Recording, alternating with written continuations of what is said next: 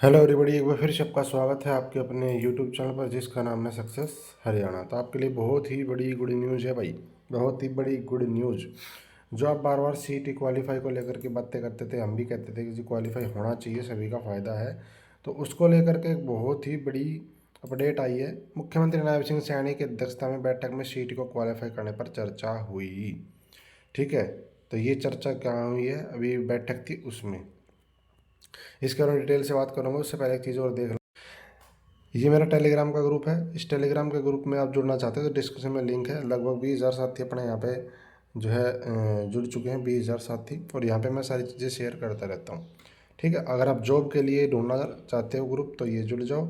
और अगर आप कर्मचारी हो तो मेरा एक दूसरा लिंक दे दिया मैंने, हरियाणा गवर्नमेंट एम्प्लॉय का, उसमें जुड़ सकते हो। ठीक है जी, दोनों का लिंक डिस्क्रिप्शन में जुड़ जाना।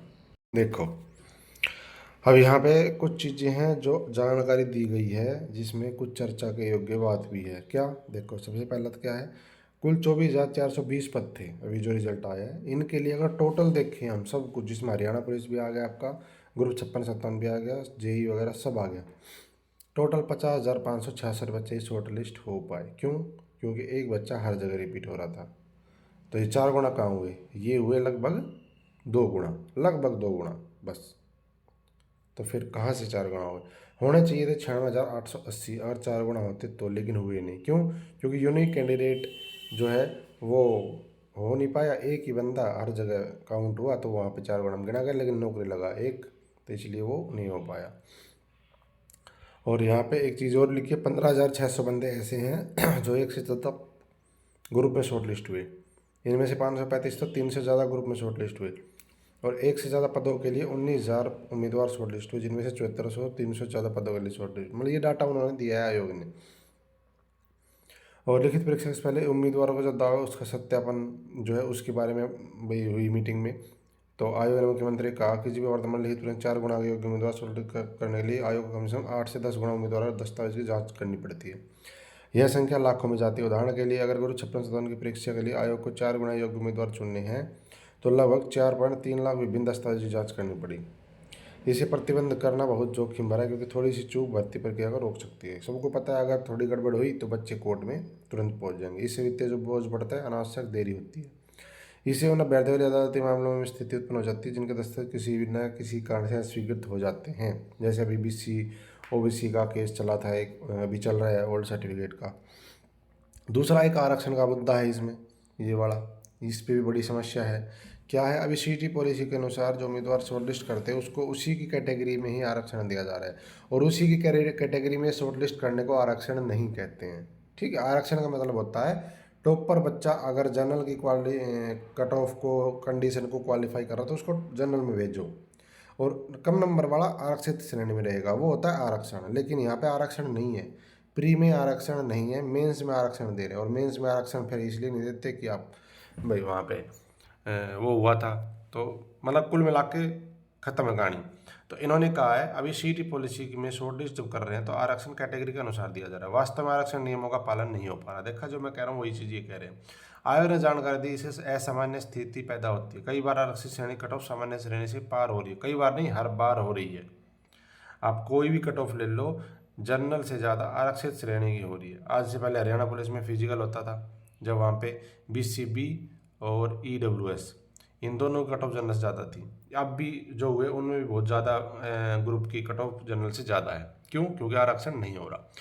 तो इस काल सीटी को क्वालिफाई बनाकर इस समस्या का समाधान किया जा सकता है। दूसरा एक जो इसमें मुद्दा आया वो ये था कि शॉर्ट लिस्ट जो कर रहे हैं पदों के अनुसार या ग्रुप के अनुसार। अभी जो करा है वो किया पदों के अनुसार, इसी वजह से एक बच्चा हर पद के ऊपर अलग अलग काउंट हुआ।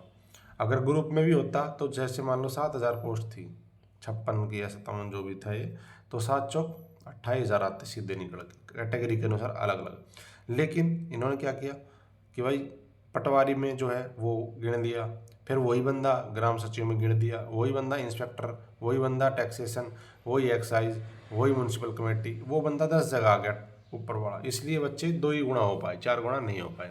तो एक ये चीज़ है कि अभी पॉलिसी में जो है वो कैटेगरी और पद के अनुसार हो रही है।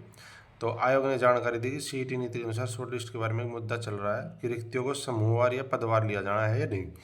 अभी उम्मीदवार के लिए काफ़ी समस्याग्रस्त, और उन्हें इस संबंध में सुप्रीम कोर्ट का दरवाजा खटखटाया है। ठीक है जी। ये है ग्रुप डी की उम्मीदवार की मांग है कि पद सूची जारी की जाए। अभी क्योंकि रिजाइन हो गए हैं तो वो भी कह रहे हैं कि दोबारा से एक और नीचे का रिजल्ट निकाला जाए। जेबीटी के रिजल्ट की मांग हो रही है, जेबीटी का रिजल्ट निकाला जाए। तो ये है भाई, ठीक है कि भाई एक ही बंदा बार बार शॉर्ट लिस्ट हो रहा है। तो इसमें बता रखा है ग्रुप 56 में जो 7185 पोस्ट थी उनके लिए केवल 13,675 बच्चे शॉर्ट लिस्ट हुए, यानी कि 2 गुना भी नहीं हो पाया। और जो एक बच्चा 25 बार शॉर्ट लिस्ट हुआ है, 25 बार एक बंदा शॉर्ट लिस्ट हुआ है। और जो 57 था उसमें 7,072 पोस्ट थी, इसमें 25,000, यानी कि लगभग 3 गुना शॉर्ट लिस्ट हुए।